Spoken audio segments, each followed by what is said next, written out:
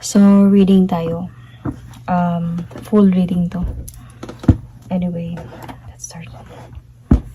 So, this reading called Cold Kiss or Malamig na Halik.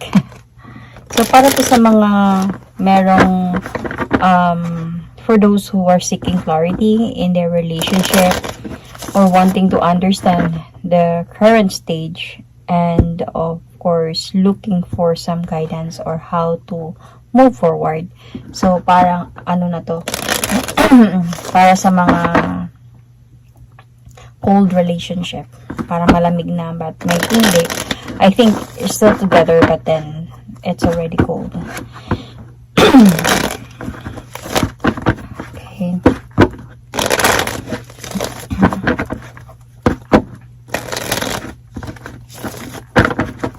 Let's see.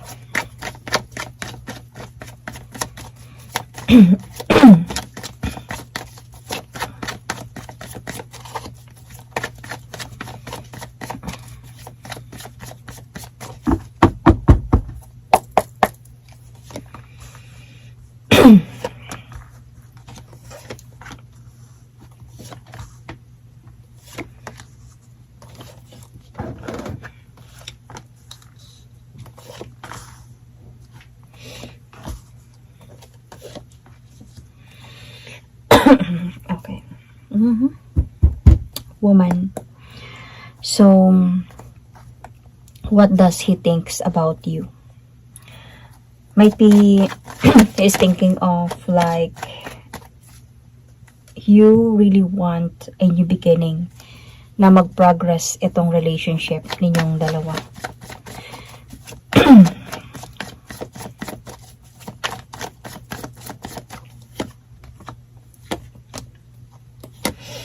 You want that I think ma-save yung relationship ninyo and have a successful one na magkaayos ba at magkabalikan or something. But then there is already unsureness here about that, and meron na din dito na parang confusions, feeling of confused na din. So he or she thinks ko pwede tong vice versa because this is a general, this is for everyone na maka-resonate. This is not a personal. So he or she thinks that you want this, you want a new beginning, you want na magtagumpay kayo kasi alam niya na mahal mo talaga siya. So what does he feel for you? Honestly, this person parang wanted to talk to you. We feel like I need to talk to her or him.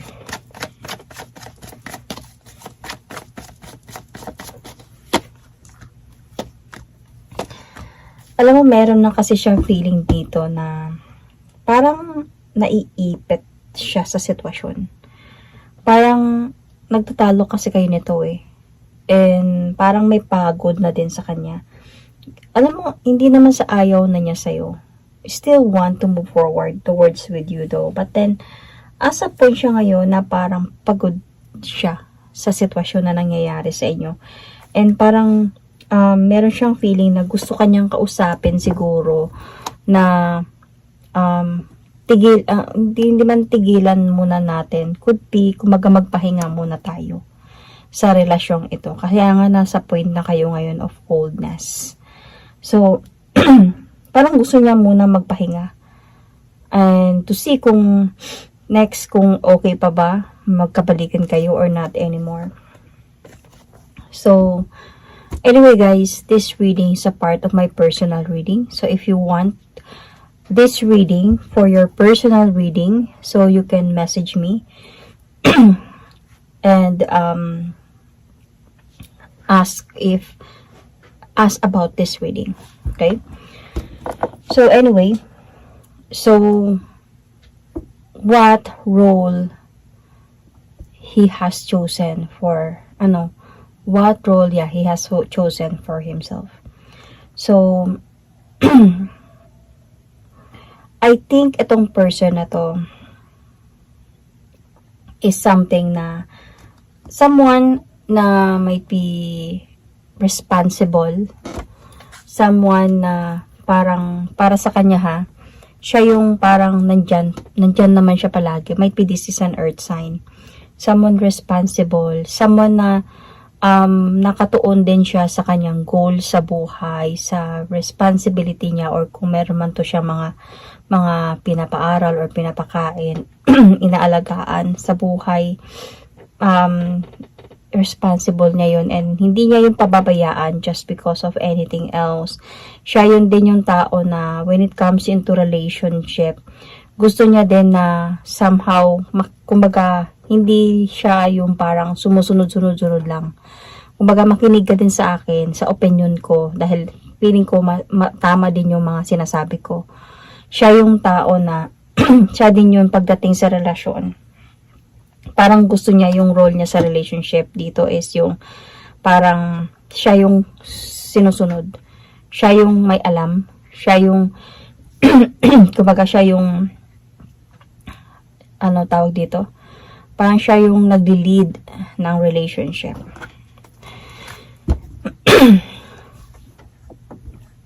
How does he perceive your relationship? So, I can see here that this person, meron naman kayong communication. Hindi naman sa walang communication, pero yun na nga, cold na yung communication niyo. So, true, baka you are LDR. So, or pwede naman tong hindi.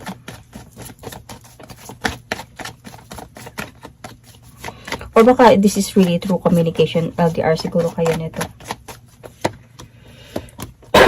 But then, as a point na nga na meron na nga siya ditong feeling of wanted to walk away kasi parang gusto niya na munang tumahimik, gusto niya munang magpahinga siguro, gusto niya muna ng peace of mind could be, but then as a point siya ngayon na hindi naman sa ayaw niya siguro sa'yo or sa relasyon ninyo. Pero sa mga nangyayari kasi sa inyo, parang as a point siya as a point siya ngayon na parang napapagod siya. So, gusto niya muna sigurong magpahinga. Pero alam mo, feeling ko, hindi niya pa to sinasabi sa'yo kasi maybe you are still in a relationship or you're still together. Parang hindi mo pa rin to siguro masyadong napapansin sa person na to. Though, may mga questions ka na dito kasi meron nga siya ditong feeling o meron nga iniisip niya sa'yo dito na parang ito nga yung gusto mo, yung mabuo yung relasyon ninyo, pero yung ma-save yung relationship niyo, pero meron na din siya iniisip na yun sa'yo na parang hindi na sure din. So, ganun din sa kanya. As a point din sa kanya dito na parang feeling of like gusto niya munang lumayo. Siguro para wala lang sigurong gulo. Okay, gusto niya siguro makapag-focus more sa kanyang ginagawa sa buhay, sa trabaho niya, something like that.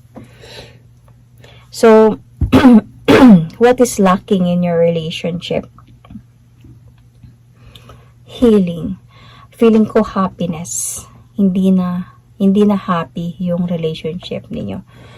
Kaya nga nagiging cold na. Kaya nga nandito kayo sa reading na to kasi cold na yung relationship niyo. Hindi na nagiging masaya. Feeling ko dahil sa away na nangyayari. Isa na din dito, parang hindi na ata kayo nagkakaintindihan.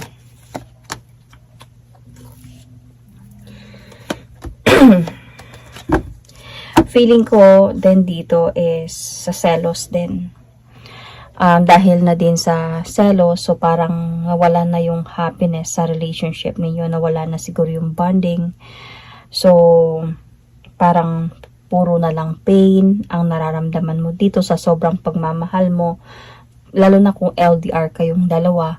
So, parang puro na lang on your part. Parang kumbaga, yung relasyon ninyo, instead of enjoying your relationship, parang sobra ka or ikaw ba, nakafocus sa relationship ninyo na gusto mo, itong relasyon na to is ito na yung gusto ko makasama habang buhay. Mag-focus ako dito dahil ayaw ko na ng iba. Gusto ko ito na to. So, instead of enjoying your relationship, na wag mo nang isipin yun, hindi naman sabihin na maghanap ng iba. Pero, sa relationship kasi, sometimes we need to enjoy. Kumbaga, wag muna natin masyadong seryosohin ng lahat ng bagay. But then, hindi ibig sabihin dun na hindi maging loyal or maging sincere. It's just enjoy the relationship. Kasi may times kasi sa relasyon, yung masyadong nagkakwentuhan na about sa marriage, kung ilan yung anak, kung ano yung plano sa future pag nagkita, or pwede naman kung anong plano pag nagkita, pero yung parang bahay, parang nabili na ng lupa, negosyo, mga ganun. Minsan kasi natitrigger yung mga, lalo na sa lalaki. Minsan gusto nila yung parang, gusto nila yung go with the flow, yung relationship. Enjoy lang natin. I-enjoy lang natin yung relasyon natin na parang hindi naman sa hindi tayo ready, pero at least yung parang sumusunod lang tayo sa alon ng buhay. So, ito yung nagiging talaga dito, nagiging dahilan nasa sobrang seryoso sa relasyon. So, hindi naman sa sobrang seryoso, sa sobrang focus sa future ng relasyon. Sa sobrang focus na gusto na magpakasal tayo, magkaanak tayo, magkabahay tayo, ganyan-ganyan, seryoso na parang treat like mag-asawa na, pati yung yung treatment is parang asawa na. So, minsan kasi parang na-overwhelm siguro yung person, kaya nangyayari to. Kasi feeling ko yung person kasi na to might be also someone who has a lot of friends, might be siya yung tao na mahilig din sa social media, sa TikTok or something, marami siya mga kaibigan, madami siya mga, siguro ganun siya na tao, and parang nakakaramdam siya ng parang naiipit siya, or parang nasasakal siya. So, kaya yun, nawala na yung happiness sa sitwasyon. So, I can see also here dito is nagkulang na din to sa effort yung relationship ninyo. Parang kulang na din siya sa effort. Hindi na naramdaman. Kasi nung time siguro na yon na parang sobrang na-overwhelm yung person mo sa mga nangyayari. Sobrang ang dali ng mga sitwasyon na imbes na enjoy natin yung relasyon natin, parang sobrang naipit siya, naguluhan siya, na-overwhelm siya, halos nawalan na siya ng gana mag-effort. So, parang naramdaman mo din to. Kasi, di ba nga, talagang gusto mo is yung magkaroon ng progress yung relasyon ninyo. Yung magkaroon kayo ng new beginning, na makabuo na kayo ng pamilya in the future. Ito yung gusto mo. Ito yung naiisip kasi niya talaga sa'yo. So, parang halos nawalan na din siya ng gana. So, ano ba yung nakikita niya sa inyo in the future? Actually, may nakikita naman siya talagang future sa inyo. Hindi naman sa hindi. Hindi naman sabihin na hindi niya na-appreciate yung mga treatment mo, yung mga plans mo, yung mga mga imaginations mo about the future sa inyong dalawa. Hindi naman sa hindi niya yun na-appreciate. Actually, nakikita niya din yun. Gusto niya din ng changes, however. Nakikita niya din yun sa future ninyo, na magkaroon ng magandang changes in the future.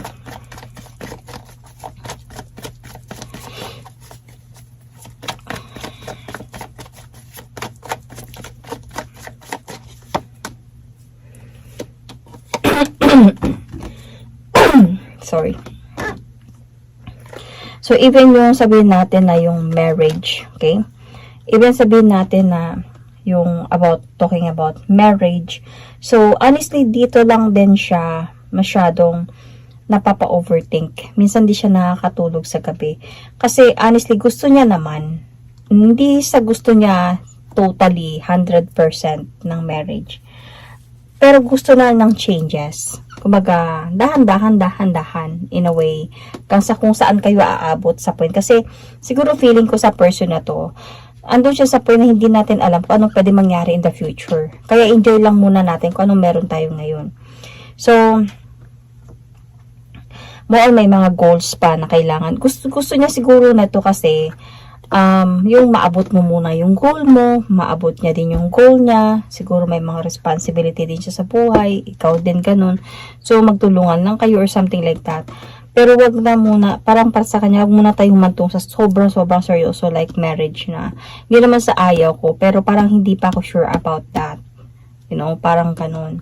So, pero nakikita niya naman yun sa future. Na-appreciate niya yung mga plans mo. So, ano ba yung nakaka-influence sa kanya most? Honestly, yung parang wala naman ako nakikitang person dito, but let me see, let's clarify. Kasi most nakikita ko dito, parang masyado siyang na-stress sa mga nangyari.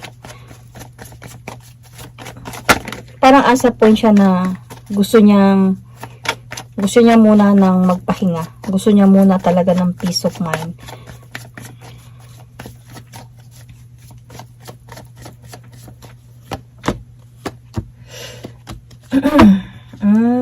Okay.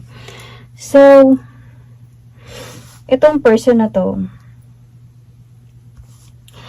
na-stress talaga siya kasi nako-confuse nga siya talaga this time kung hindi naman sa hindi kanya mahal, pero parang as a point na yun na nga yung sinasabi ko, yung mga plano ninyo, plano mo para sa relasyon ninyo, doon siya parang may stress.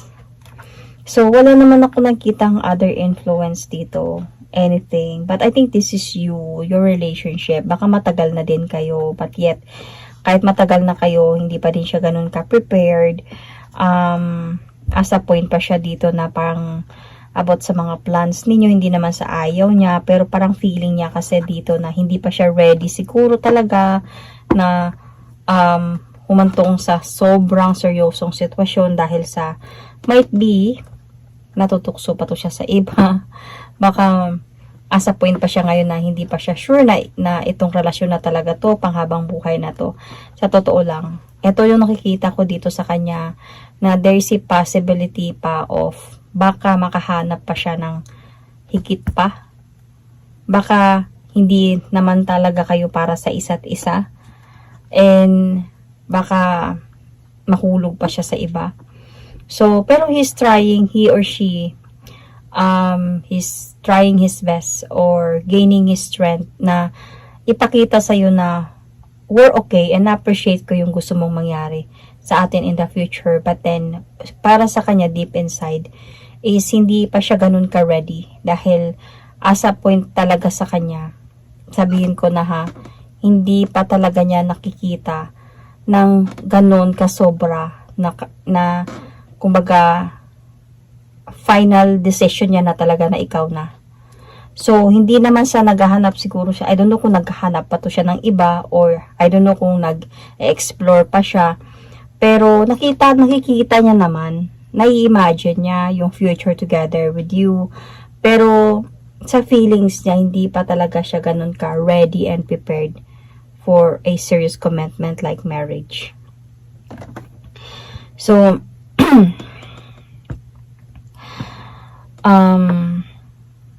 ano kaya yung action to expect from this person in the near future? So, I think, aabot pa din kayo sa point na kayo pa din. Feeling ko baka kayo nga talaga para sa isa't isa nito eh. Even though, as a point pa siya na, alam mo kung bakit? Kasi sa sobrang pagmamahal mo sa taong ito, siguro itong person na to, sobrang ma-appreciate niya din talaga yung pagsasama ninyong dalawa. May nakikita kasi ako dito na you are na-appreciate niya yung pagiging strong personality mo. You are strong na kahit aabot sa point na medyo hindi kayo mag-uusap, medyo hindi kayo magkakaunawaan, but you were always there for this relationship. Not only for him, but for this relationship. Kasi feeling ko on your part, you are really sure about this person. Might be this person is just really a bit of immature dahil hindi siya prepared. Talaga, may takot pa siguro siyang mag-commit. But then, di ba sabi ko, nakikita naman niya yung future pero hindi lang pa siya ready. Mahal ka naman niya. pero minsan masyado lang siyang nasasakal sa sobrang higpit na feeling niya wala na akong pupuntahan pa. Feeling ko wala na akong freedom sa gusto kong gawin sa buhay ko. So, pero nakikita ko in the future, nakikita ko pa din sa person na to na kayo pa din. Kasi mahal ka naman niya. Pero aabot talaga kayo sa point of medyo hindi mag-uusap. Pero babalik pa din siya. Kasi feeling ko mahal ka naman niya. Magkakaayos pa din kayong dalawa. Siyempre part of relationship talaga yan. Na may relasyon, may time talaga sa relasyon na hindi mag-uusap.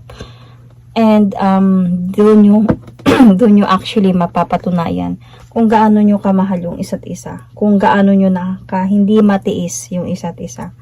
And lahat naman ng relasyon, hindi perfect. So, masasaktan at masasaktan din ang isa or both.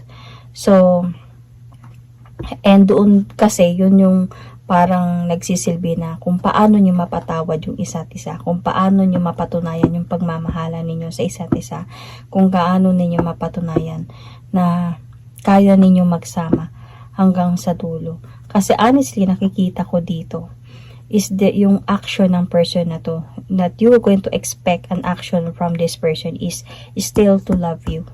So, because this is the Two of Cups. So, parang this person will still choose to love you even sa mga pagsubok na pagdadaanan ninyong dalawa.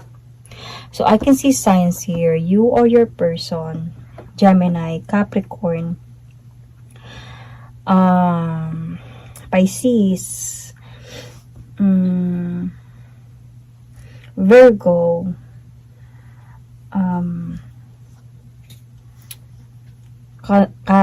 Aries, Sagittarius, Leo. Okay, you might be both Capricorn. I can see Sagittarius, Taurus, Cancer, Scorpio, Pisces, Aquarius, Sun, Moon, Rising, Venus. So that is my reading for you. Thank you and God bless.